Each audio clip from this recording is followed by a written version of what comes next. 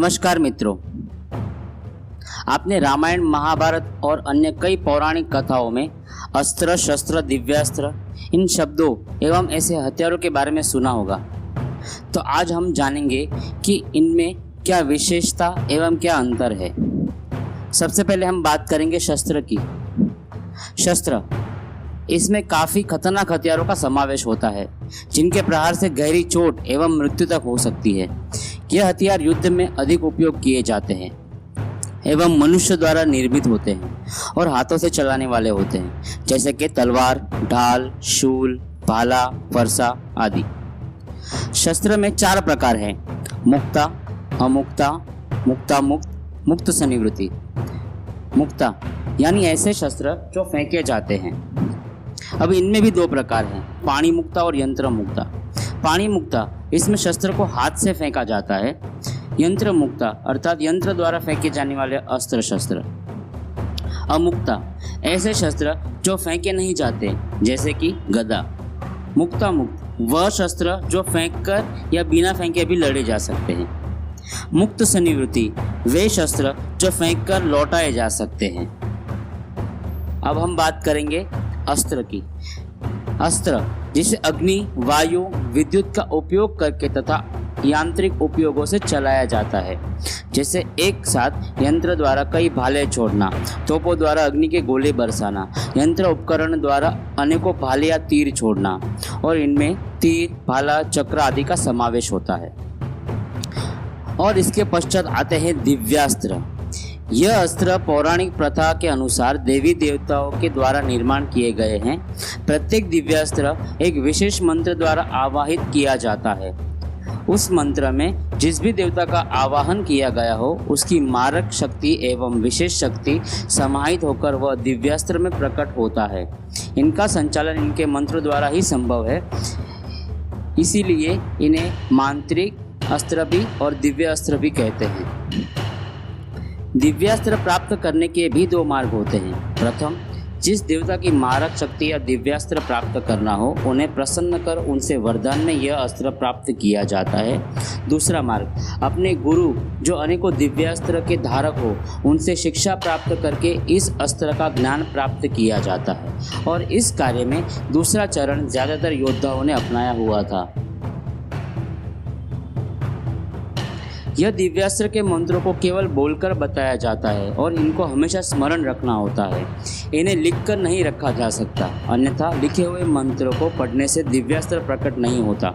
प्रत्येक दिव्यास्त्र के अपने नीति नियम होते हैं जिन्हें धारक को ध्यान में रखना होता है। नियम भंग होने पर शस्त्र निष्फल हो सकता है, निस्तेज हो सकता है या धारक पर ही आक्रमण कर सकता है, अन्यथा उसका ज्ञान विस्मय हो जाता है, जो कुछ इस तरह से दिखेगा।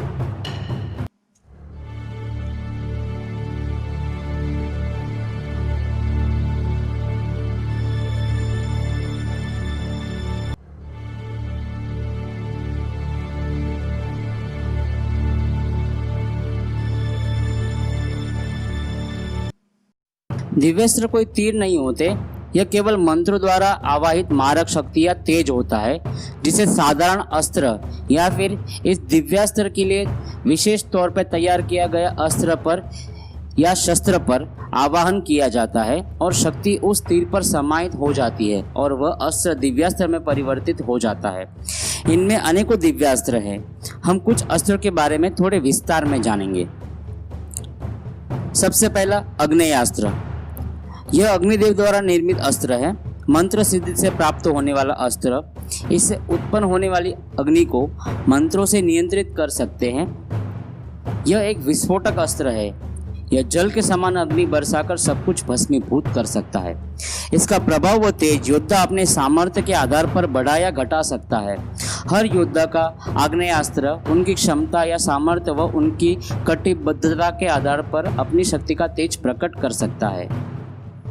जैसे कि इंद्रजीत व परशुराम जी, श्री राम, लक्ष्मण, रावण आदि का आग्नेयास्त्र अत्यंत भयंकर रूप में प्रकट होता था। और महाभारत में भीष्म, द्रोण, अर्जुन, कर्ण, अश्वत्थामा आदि का आग्नेयास्त्र तेज व शक्ति में उनसे कई गुना कम था। और अन्य राजा या योद्धाओं का तो केवल सामान्य स्तर पर ही आग्नेयास्त्र प्रकट होता है। इसकी काट केवल वरुणास्त्र ही है। इसे धारण करने वाले योद्धा हैं श्री राम, श्री लक्ष्मण, विभीषण, कुंभकर्ण, रावण, इंद्रजीत, विश्वामित्र, वशिष्ठ, परशुराम, कार्तवीर्य अर्जुन, भीष्म, द्रोण, अर्जुन, अश्वत्थामा, कर्ण, श्री कृष्ण, कृपाचार्य आदि। अब हम बात करेंगे वरुणास्त्र तथा पर्जन्य अस्त्र की। यह भी एक सिद्ध मंत्र अस्त्र है। इसका निर्माण स्वयं वरुण देव ने किया है। इसके उपयोग से बिना ऋतु बादल का निर्माण करके वर्षा की जाती थी। यह भी अत्यंत शक्तिशाली अस्त्र था। किसी भी योद्धा को यह अस्त्र का ज्ञान नहीं दिया जाता था। केवल वैसे योद्धा को ही इसका ज्ञान दिया जाता था जिसमें उतनी क्षमता हो कि वह वरुण अस्त्र को नियंत्रित कर सके, वह उसे पुनः बुला सके। वरुण अस्त्र से योद्धा पानी का सैलाब तक ला सकता था, जो कुछ इस प्रकार से दिखेगा।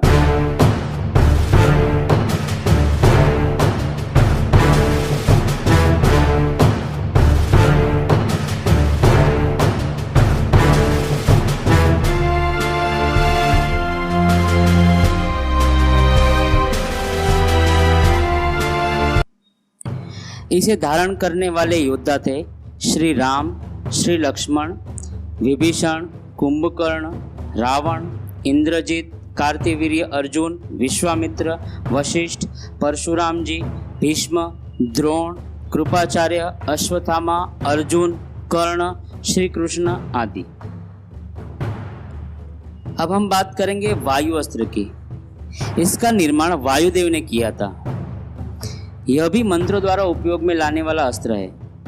इसके प्रयोग से प्रचंड मात्रा में वायु का वेग उत्पन्न होता था, जिससे शत्रु सेना में उत्पात व अस्थिरता निर्माण होती थी। वह युद्ध के स्थान से कई बार अपना स्थान बदल देते थे। वह बवंडर कुछ इस प्रकार का होगा।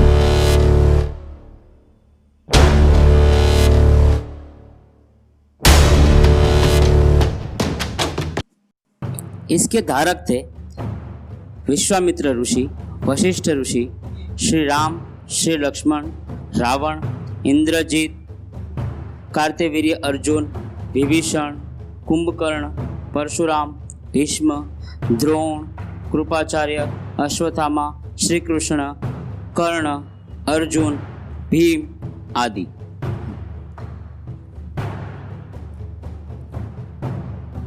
इस वीडियो में आज के लिए इतना ही। अन्य अस्त्रों की जानकारी हम आपको हमारे दूसरे वीडियो में देंगे, इसलिए हमारे चैनल MRN डायरी से जुड़े रहिए। धन्यवाद।